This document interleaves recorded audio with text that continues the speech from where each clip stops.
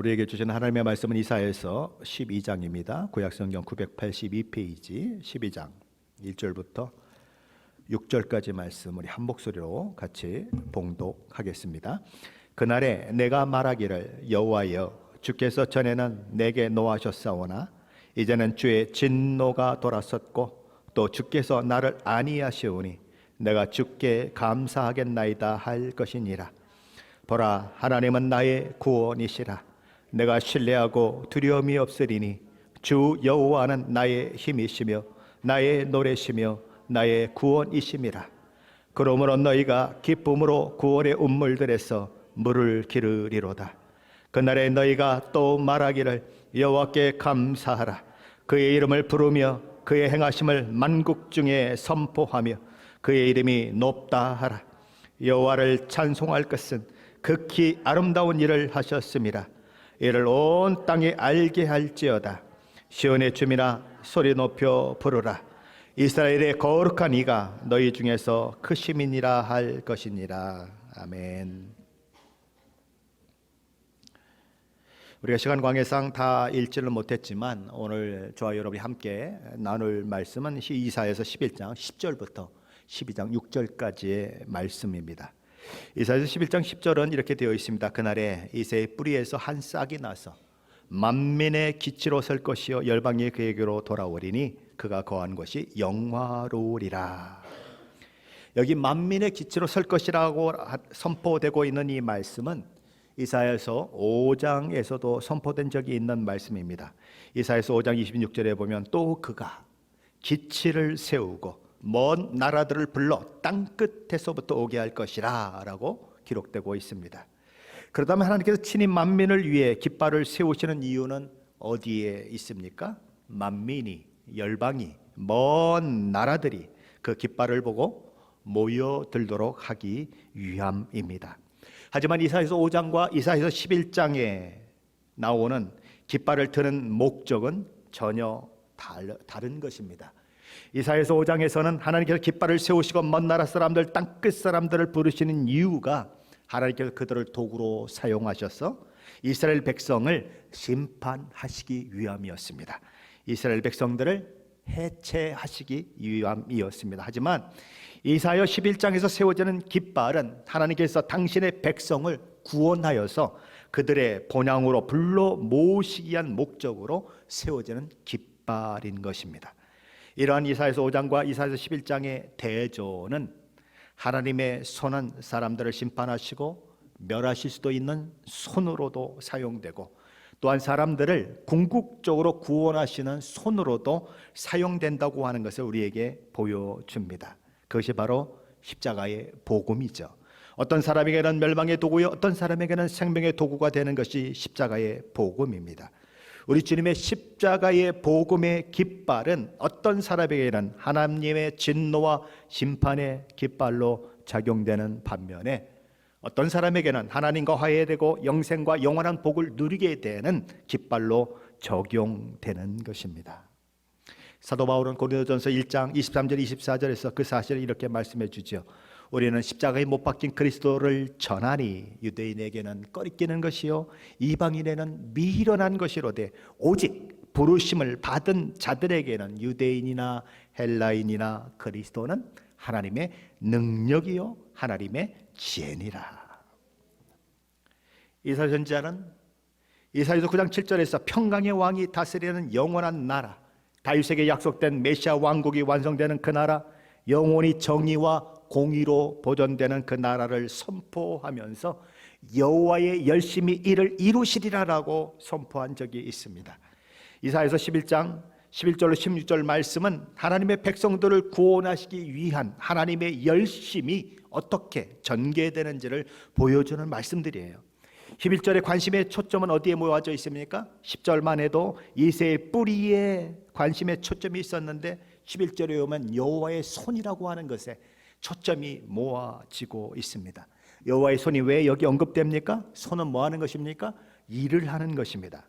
하나님이 친히 역사하시고 행하시는 손, 그것을 강조하기 위해서 여호와의 손이 여기 언급되고 있는 것입니다. 우리 이사야서 11장 11절 말씀 함께 읽어보십시다. 11절입니다. 그날에 주께서 다시 그의 손을 펴사 그 남은 백성을 아수르와 애굽과 바드로스와 구스와 엘람과 시날과 하맛과 바다 섬들에서 돌아오게 하실 것이라. 그날에 하나님의 때에 주께서는 다시 그의 손을 펴실 것입니다. 우리는 여기서 다시라고 하는 말에 주목할 필요가 있습니다. 역사적으로 하나님께서 하나님의 백성들이 이스라엘에 행했던 그 구원의 일이 다시 이루어진다는 거예요. 어게인 한다는 것입니다. 과거에 이스라엘 백성들에게 출애굽 사건이 있었던 것처럼 다시 이스라엘 백성들이 흩어진 열방과 나라와 민족으로부터 돌아오는 일이 있게 될 것이다 라는 선언입니다.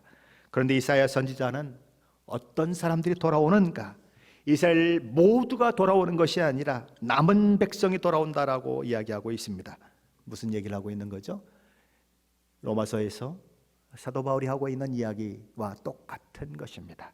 이스라엘이 다 이스라엘이 아니요 참 이스라엘이 이스라엘이다. 표면적 유대인이 유대인이 아니요 이면적 유대인이 유대인이다. 혈통적 유대인이 참 유대인이 아니라 그 마음이 하나님과 올바른 관계 가운데 놓여진 사람만이 참 유대인이다. 그 마음이 하나님과 올바른 관계 가운데에 놓여진 사람만이 참 유대인이다라고 얘기하는 것입니다. 그러므로 바로 그런 남은 자만 돌아온다라는 거예요. 그런데 그들이 어디로부터 돌아옵니까? 첫째로 남은 자들은 아수르와 애굽으로부터 돌아옵니다.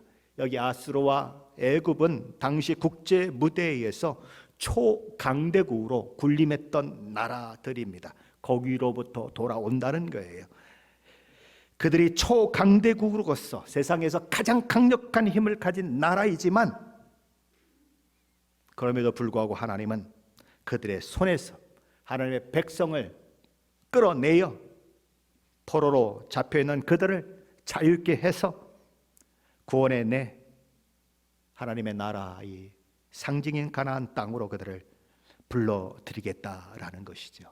초강대국도 어떤 힘도 하나님의 구원 계획을 막을 수는 없다라는 것입니다. 둘째로 남은 자들은 바드로스와 구스로부터 돌아옵니다. 바드로스는 나일강 계곡을 말하고 구스는 애굽 남쪽에 거하는 장대한 민족을 말합니다. 가나안을 기준으로 최남단에 속한 남쪽 끝에서 남은 자가 돌아온다는 말씀입니다. 셋째로 남은 자는 엘람과 시날로부터 돌아옵니다. 엘람과 시날은 바벨론의 옛 이름입니다. 아수르보다 더 동쪽에 위치한 그런 지역입니다. 다시 말해서 동쪽 끝에서도 남은 자들이 돌아온다는 것입니다. 넷째로 남은 자들은 하맛과 바다 섬들에서 돌아옵니다. 이곳은 아수르 제국보다도 더 북서쪽 해안에 위치한 나라들입니다. 북서쪽 끝에서도 남은 자들이 돌아온다는 것입니다. 지금 무슨 얘기를 하고 싶은 것일까요? 동서남북 할 것 없이 모든 곳으로부터 남은 자들이 돌아온다, 그렇게 이야기하는 거예요. 우리 주님도 누가복음 13장에서 이런 말씀을 하신 적이 있죠. 누가복음 13장 29절 30절 말씀입니다. 사람들이 동서남북으로부터 와서 하나님의 나라 잔치에 참여하리니 보라, 나중된 자로서 먼저 될 자도 있고 먼저 된 자로서 나중될 자도 있느니라. 유대인들을 향해서 온 이방인들이 동서남북으로부터 돌아올 것을 선포하신 것입니다. 그들이 어떻게 돌아옵니까? 예사야 11장 12절 말씀 이렇게 얘기합니다. 여호와께서 열방을 향하여 기치를 세우시고 이스라엘의 쫓긴 자들을 모으시며 땅 사방에서 유다의 흩어진 자들을 모으시리라. 하나님이 깃발을 세우시고 돌아오게 하신다는 것입니다. 그런데 어떤 자들이 돌아옵니까? 첫째는 이스라엘에서 쫓겨난 자들이 돌아옵니다. 둘째는 땅 사방에 흩어져 살고 있는 유다 백성들이 돌아옵니다. 그들은 그들의 죄와 허물 때문에 하나님께서 흩으신 자들입니다. 하나님께서 약속의 땅에서 쫓아낸 자들입니다. 그러나 이제는 그들이 돌아오게 된다는 것입니다. 어디로요? 약속의 땅으로 돌아온다는 거죠. 그렇다면 그 이야기는 무엇이 전제가 되어야 합니까? 그들의 허물과 죄가 하나님 앞에 사함받았다고 하는 것이 먼저 선행되어야 하는 것입니다. 그 일이 있기 때문에 그들이 돌아온다는 거죠. 우리는 무엇을 통해 하나님 나라에 들어가게 됩니까? 이새의 뿌리요 이새의 줄기로부터 오는 싹을 통해 우리는 하나님 나라에 들어가게 되는 것입니다. 누구십니까? 메시아 되신 예수 그리스도를 통해서 우리가 죄와 허물로 죽었던 우리가 바로 새 생명을 얻고 죄사함 받고 의롭게 되어서 그렇게 하나님 나라를 들어가는 영광을 누리게 되는 것입니다. 그렇다면 남은 자가 돌아올 때에 일어나는 놀라운 현상들은 무엇일까요? 저와 여러분이 예수 믿게 되면 일어나는 놀라운 현상들은 뭘까요? 첫째는 나라와 나라 간의 질투와 시기와 싸움이 없어진다는 것입니다. 특별히 같은 뿌리를 가지고 있으면서도 서로 반목하고 전쟁으로 일관했던 남유다와 북이스라엘이 더 이상 그런 일을 반복하지 않을 것이다 라고 얘기합니다. 한 나라를 이룰 것이기 때문입니다. 통일될 왕국을 이루어서 오직 하나님을 예비하고 경배하는 나라가 되기 때문입니다. 그것이 하나님 나라에 돌아온 남은 자들이 누리는 축복입니다. 이사야서 11장 13절 말씀입니다. 함께 읽어봅니다. 13절입니다. 에브라임의 질투는 없어지고 유다를 괴롭게 하던 자들은 끊어지며 에브라임은 유다를 질투하지 아니하며 유다는 에브라임을 괴롭게 하지 아니할 것이요. 둘째로 그동안 하나님의 백성을 괴롭히고 고통스럽게 했던 열방과 나라들이 더 이상 하나님의 백성을 두렵게 하거나 고통을 주는 그런 짓을 할 수 없게 된다는 것입니다. 왜냐하면 그들 모두가 하나님의 백성 앞에 무릎 꿇는 일이 일어나기 때문이다라고 얘기하는 거예요. 12장 14절입니다. 한번 같이 봅니다. 14절입니다. 그들이 서쪽으로 블레셋 사람들의 어깨에 날아 앉고 함께 동방 백성을 노략하며 에돔과 모압에 손을 대며 암몬 자손을 자기에게 복종시키리라. 여기 언급된 이 나라들은 무슨 나라들이냐 하면 과거 다윗이 통치할 때에 다윗 왕 앞에 정복된 나라들이에요. 이사야 선지자는 바로 그런 과거의 다윗 왕을 통해서 정복된 나라들을 통해서 제2의 다윗이 왔을 때에 바로 그런 일들이 일어날 것이다 라고 하는 것을 선포하고 있는 것입니다. 다만 이런 나라들만을 얘기하는 것이 아니라 제2의 다윗인 예수 그리스도를 통해서 모든 열방과 나라, 하나님의 백성을 대적하고 그리고 박해했던 모든 나라가 정복될 것이다. 아무도 하나님의 백성을 두려웠게 할 사람이 없다라고 선언하고 있는 것입니다. 셋째로 그동안 하나님의 백성이 돌아오는 것을 방해하는 모든 장애물들이 제거될 것입니다. 우리 15절인데 함께 읽어봅니다. 여호와께서 애굽 해만을 말리시고 그의 손을 유브라데 하수 위에 흔들어 뜨거운 바람을 일으켜 하수를 쳐 7 갈래로 나누어 신을 신고 건너가게 하실 것이라. 여기 보면 애굽의 해만을 말리신다라고 얘기합니다. 그럼 해만이 무엇입니까? 해만, 바다에서 육지 쪽으로 굽어 들어온 만을 가리키는 것을 해만이다라고 얘기합니다. 영어로는 가끔 이렇게 얘기해요. 작은 것은 베이라고 얘기합니다. 무슨 베이, 무슨 베이 그렇게 얘기하죠. 조금 더 큰 것은 걸프라고 이야기합니다. 우리 뭐 걸프전 하죠. 그래 걸프라고 얘기합니다. 그런 굽이쳐 들어온, 그래서 이렇게 마치 이 땅에 의해서 이렇게 둘러싸여 있는 것 같이 그리고 바다가 안으로 돌아 있는 그런 것들을 만이라고 하는 것입니다. 그런데 그 해만이 어떻게 된다고요? 마를 것이다. 애굽의 해만이라고 하는 것은 근본적으로 홍해를 가리키는 표현입니다. 이 홍해는 어떤 역할을 했습니까? 출애굽 시 이스라엘 백성들이 하나님의 은혜로 구원을 받게 될 것인가, 아니면 다시 쫓아오는 이 애굽 병정들에 의해서 잡혀 다시 노예로 잡혀갈 것인가 하는 그 기로에 서게 했던 것이 뭐냐면 바로 홍해입니다. 그렇잖아요? 홍해 앞에 섰어요. 앞에는 바다고 뒤에서는 그 무시무시한 애굽의 병정들이 쳐들어올 때에 이스라엘 백성들은 절망하는 것입니다. 좌절하는 것입니다. 그래서 하나님을 원망합니다. 모세를 원망합니다. 그런 일들이 있죠. 그런데 그때에 하나님께서 모세야, 너 지금 뭐 하고 있느냐? 가리켜라 라고 얘기하죠. 그리고 하나님이 밤새 바람을 불게 하셔서 홍해를 갈라 버리십니다. 그리고 이스라엘 백성들을 그것을 지나가게 하십니다. 바로 그런 하나님의 구원을 방해하고 막아선 장애물들이 제거될 것이다. 애굽의 홍해만 그런 일들이 일어나는 것이 아니라 유브라데 강에도 그런 일들이 일어날 것이다. 유브라데 강, 티그리스 강이 어디에 있습니까? 아수르 제국, 그리고 그 다음에 일어난 신바벨론 제국, 바로 거기 있는 그런 강들의 이름인 것입니다. 그 강만 넘어가면 고국으로 갈 수 있을 것 같은데 그 강을 넘어가지 못하는 그 안타까움이 포로된 이스라엘 백성들 가운데 있는 거죠. 그런데 하나님께서 그 유브라데 강에 바람을 불어서 7갈래의 길을 만들어 놓을 것이다. 7은 뭡니까? 완전수입니다. 돌아올 자들이 다 돌아올 수 있는 길을 만들어 놓으시겠다는 것입니다. 그렇게 해서 하나님의 구원의 약속이 이루어질 것이다 라는 것입니다. 근데 그들이 돌아올 때에 그 유브라데 강을 건널 때에 어떻게 건너는가? 신발을 벗어던지고 바지를 막 걷어가지고 물에 젖을까봐 아니면 진흙탕에 빠질까봐 걸어가는 것이 아니라 그냥 신발 신은 채로 그냥 건너갈 것이다. 저와 여러분이 이 교회 온 복장으로 유브라데 강을 그냥 건너갈 것이다. 왜요? 하나님이 그렇게 길처럼 말려 놓으셨기 때문에 그런 일이 있을 것이다 라고 이야기하는 것입니다. 그렇게 건널 것이다. 16절은 그 사실을 이렇게 얘기합니다. 같이 봅니다. 16절입니다.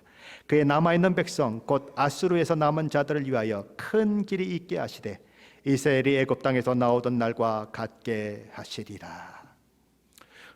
지금까지 얘기했던 이 이야기들이 이사야서 43장 5절 7절에서는 제2의 출애굽으로 우리에게 이렇게 선포되고 있습니다. 두려워하지 말라. 내가 너와 함께하여 내 자손을 동방에서부터 오게 하며 서방에서부터 너를 모을 것이며 내가 북방에게 이르기를 내놓으라 하며 남방에게 이르기를 가둬두지 말라. 어디서부터 온다는 거예요? 동서남북으로부터 온다는 것입니다. 내 아들들을 먼 곳에서 이끌며 내 딸들을 땅끝에서 오게 하며 내 이름으로 불려지는 모든 자 곧 내가 내 영광을 위하여 창조한 자를 오게 하라. 그를 내가 지었고 그를 내가 만들었느니라. 하나님의 구원의 역사가 그렇게 이루어지는 것입니다. 하나님은 애굽에서 종노릇하던 이스라엘 백성을 구원하셔서 그들로 하여금 고토로 돌아가게 하실 것입니다. 하나님은 아수르와 바벨론에 잡혀가 포로 생활하던 이스라엘 백성들을 구원하셔서 또한 가나안 땅으로 들어가게 하실 것입니다. 그리고 하나님은 죄와 사슬에 매여 죄와 사망의 노예가 된 저와 여러분을 구원하셔서 영원한 하나님의 나라에 들어가게 하실 것입니다. 우리를 향한 하나님의 열심이 그 일을 이루어내고야 말 것입니다. 그동안 이사야 선지자는 이사야서 1장부터 11장까지 오는 동안에 하나님의 백성의 타락과 부패를 낱낱이 고발해 왔습니다.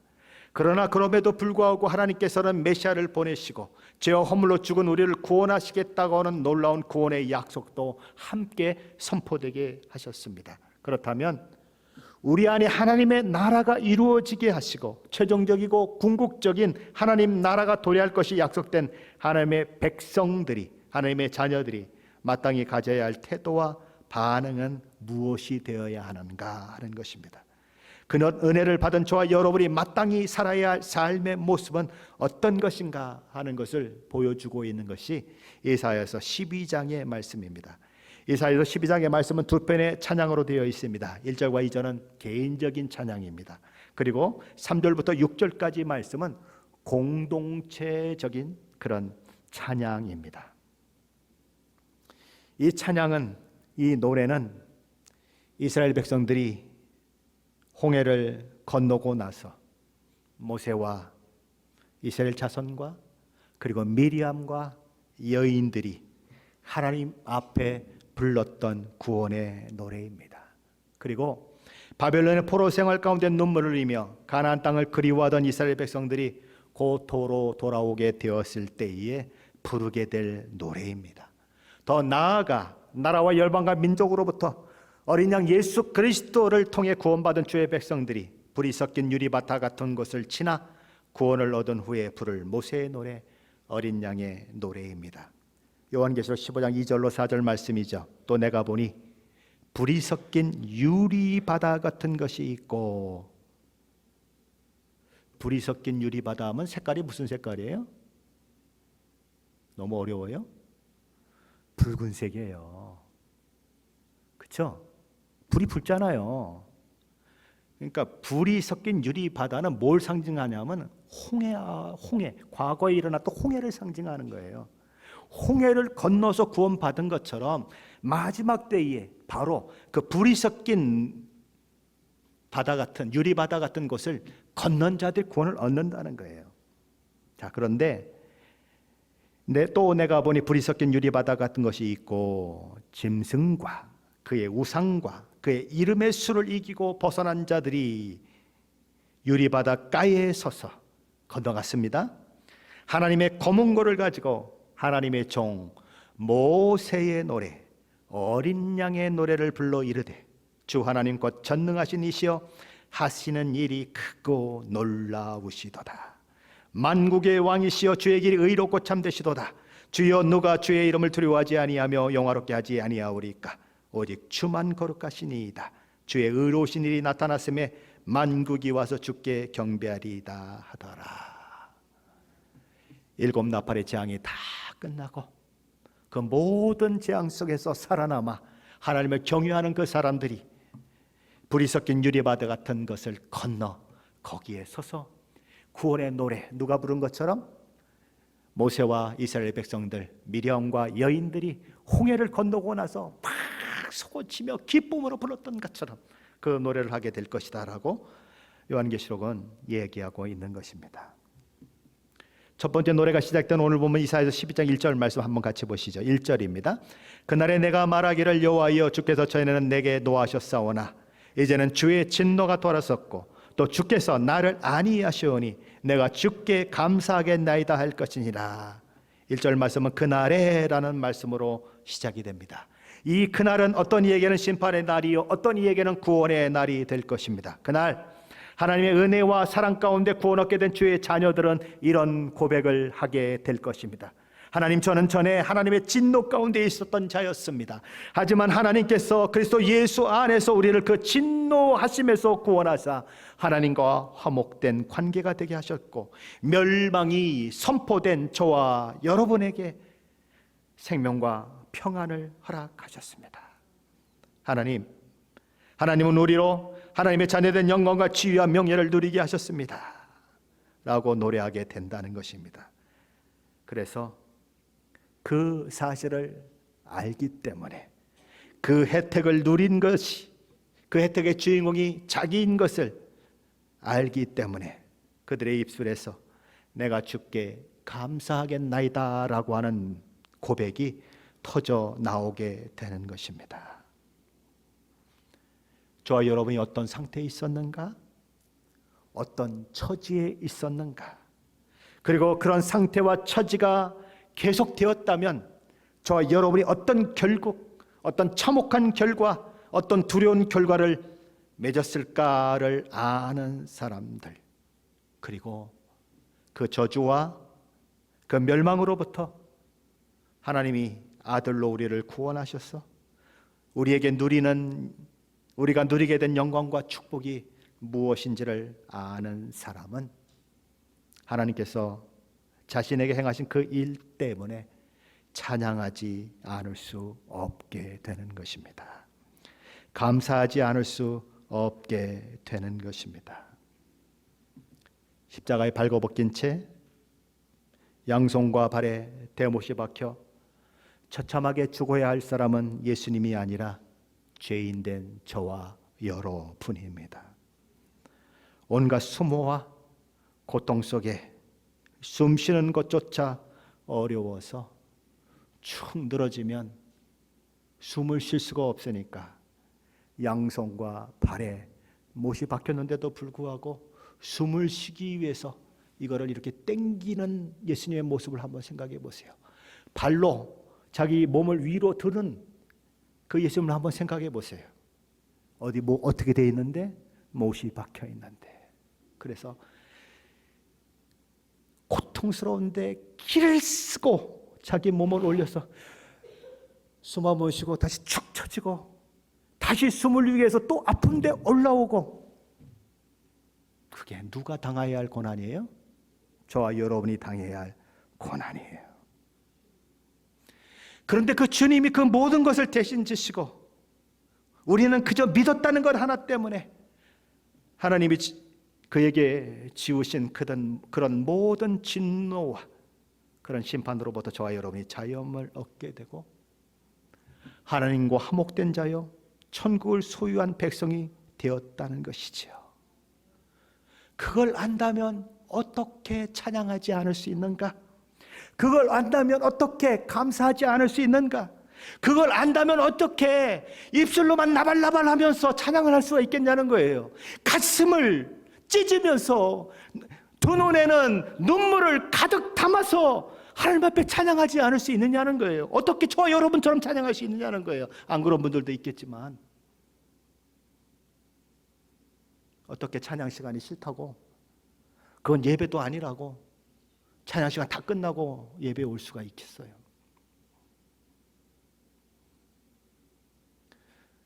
우리 교회 주보에 임내 찬송이라는 게 있습니까? 없습니까? 한번 주보 가서 확인해 보세요. 임내 찬송이라는 게 있는가? 과거에는 있었어요. 제가 없앴습니다. 왜 없앴을까요? 예배는 찬양부터 시작하는 거예요. 그럼 찬양할 때는 예배가 아니고 여기서 땡치고 그러면 예배인가요? 아니에요. 난 그렇게 생각 안 해요. 찬양부터 예배예요. 그래서 임내 찬송이라는 말을 지워버렸는데 여러분이 그걸 알고 계신지 모르겠어요. 임내가 뭐예요?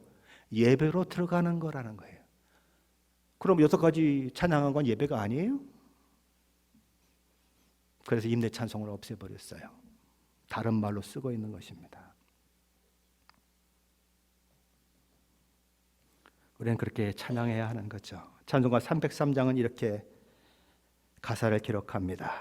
날 위하여 십자가에 중한 고통 받으사 대신 죽은 주 예수의 사랑하신 은혜여 보배로운 피를 흘려 영영 죽을 죄에서 구속함을 받은 우리 어찌 찬양 안 할까? 어찌 찬양 안 할 수 있습니까? 십자가로 돌아가십시오. 십자가를 바라보시고 십자가를 묵상하심으로 우리가 가진 것이 무엇인지, 우리에게 허락된 것이 무엇인지 확인하시고 감격과 기쁨, 찬양과 감사를 회복하십시오. 구원받았는데도 이미 빠져나온 세상을 바라보며 침질질 흘리지 마시고 그들의 영어와 그들의 부귀와 그들의 잘됨을 보며 부러워하고 시기하고 질투하고 난 이게 뭐야 그러며 하나님 앞에 불평과 불만 가득 찬 그런 모습으로 살지 마시고 우리 주님과 함께 십자가의 옛사람이 죽은 사람으로서 우리 주님과 함께 부활에 동참하는 새 생명이 부어진 자로서 찬양과 감사로 저와 여러분의 입술에 열매가 되게 하시고 찬양과 감사로 저와 여러분의 마음에 열매가 되게 하십시오. 저희가 요즘 묵상하는 시편 45편 10절에서 시편 저자는 왕에게 시집온 왕비를 향해 이렇게 말씀하고 있습니다. 시편 45편 10절 말씀입니다.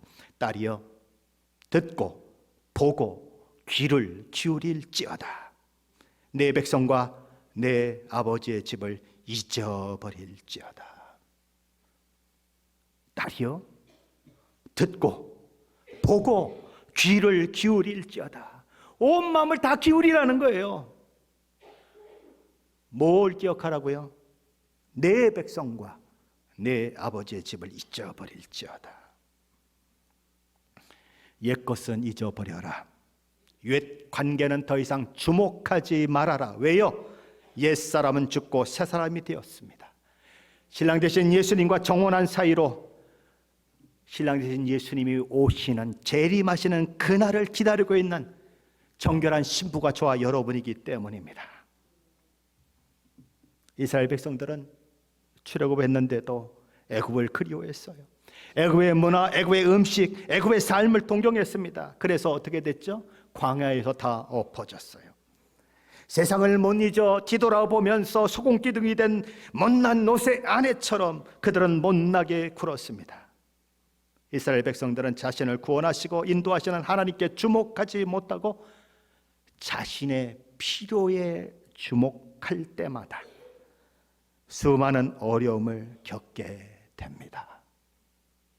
하나님이 구원하셨다면, 하나님이 그 많은 기적을 통하여 그들을 구원하셨다면, 그리고 가나안 땅으로 들어가게 하시겠다고 약속하셨다면 그 과정도 하나님이 다 인도하실 것이라고 하는 믿음을 가져야 마땅하지요. 그런데 때마다 물이 없으면 물이 없다고, 먹을 것이 없으면 먹을 것이 없다고, 고기가 없으면 고기가 없다고, 물이 쓰면 물이 쓰다고,